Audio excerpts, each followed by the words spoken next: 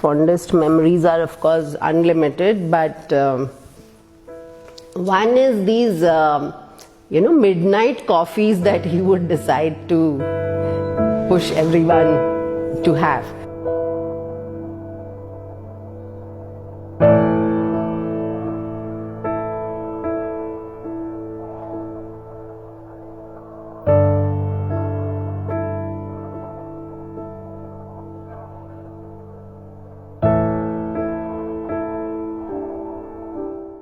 And what struck me as a person is that in all the growing up years that I have seen children in the family, cousins and everybody else included, Akshay was the only infant and toddler who was never afraid.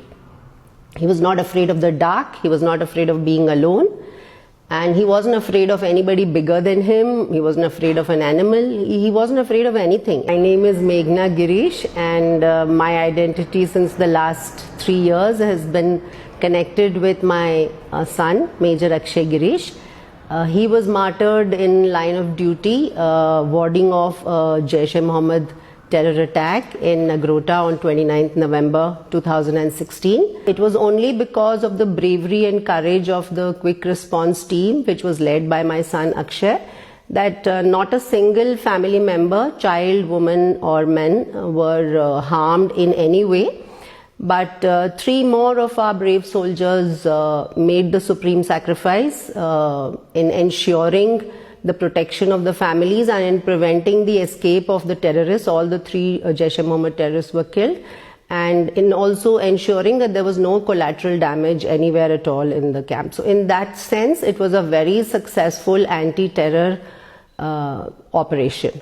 So the one and only message that came from Akshay at 8:09 was that I am in my QRT.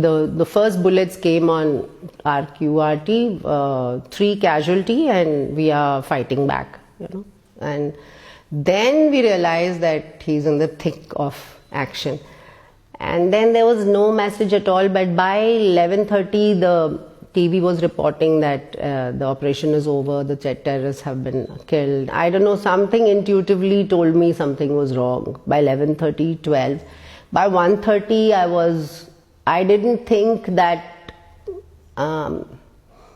I knew something was wrong. I didn't know what it was, but I knew that it was not at all a good feeling. First time we learnt about it was at about 6:15 or 6:20 in the evening, when his body was found during the mopping up operations, because he'd entered the building in trying to evacuate families, and that was when he'd taken multiple bullets. Then a UBGL was used to launch a grenade at him, and how long he lay there injured, I have no idea, but he could not be evacuated, and that's how he died of blood loss. That's what the post-mortem report says. He died of blood loss.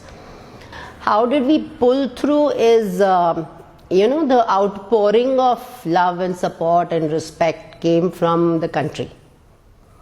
People who we never knew, like so many strangers landed up home, and so many people wrote about him. And I think it was the first time we experienced something like that.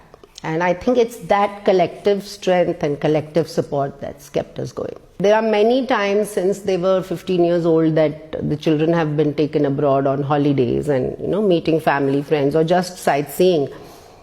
And every time he would say, "Chutti mein bahut maza aaya, but, I had a good holiday, but India is where I will live and India is where I will serve."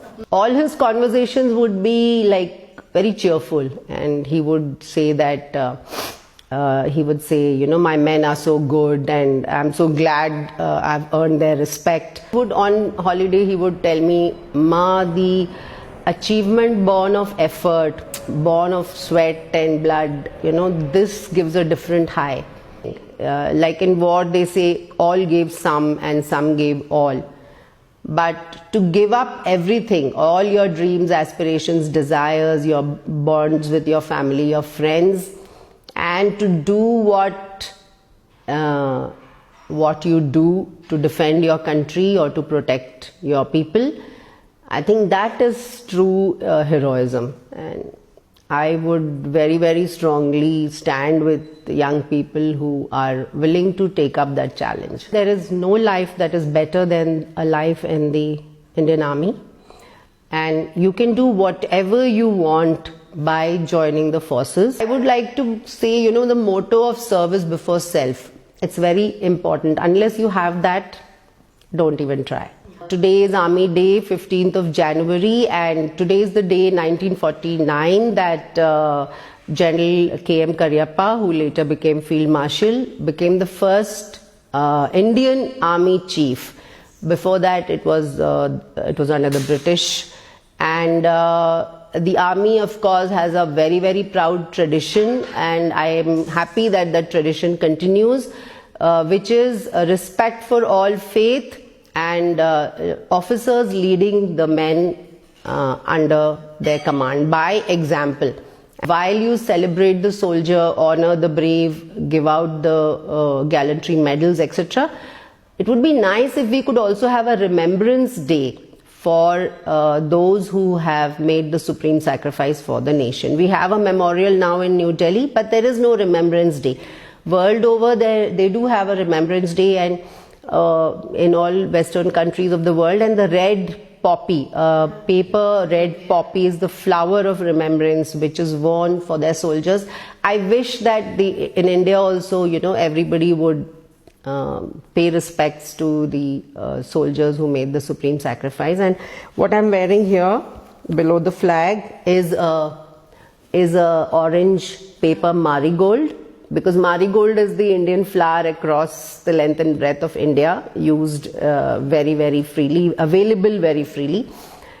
So I hope that in the coming year we would have a remembrance day for our soldiers.